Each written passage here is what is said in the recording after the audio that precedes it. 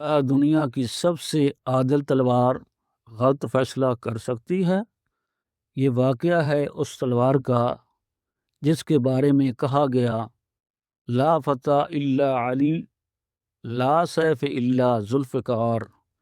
مگر آج سوال ہے کون غلام ہے اور کون آقا؟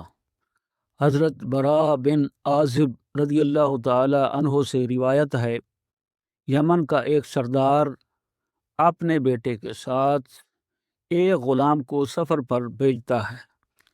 راستے میں آقا اور غلام میں جھگڑا بڑھتا گیا، یہاں تک کہ غلام نے غلامی سے انکار کر دیا اور خود کو آقا کہنے لگا۔ معاملہ پہنچا کوفہ اور فیصلہ آیا حضرت علی رضی اللہ تعالی عنہ کی عدالت میں۔ حضرت علی رضی اللہ تعالی عنہ نے فرمایا، میں ابھی فیصلہ کر دیتا ہوں۔ دیوار میں 2 برابر سوراخ بنوائے گئے۔ فرمایا، تم دونوں اپنے سر ان سوراخوں میں ڈال دو۔ گہری خاموشی۔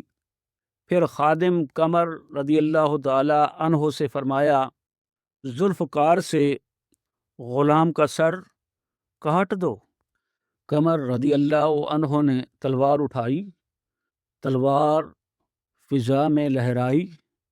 ایک شخص فوراً اپنا سر نکال لیتا ہے، دوسرا نہیں نکالتا۔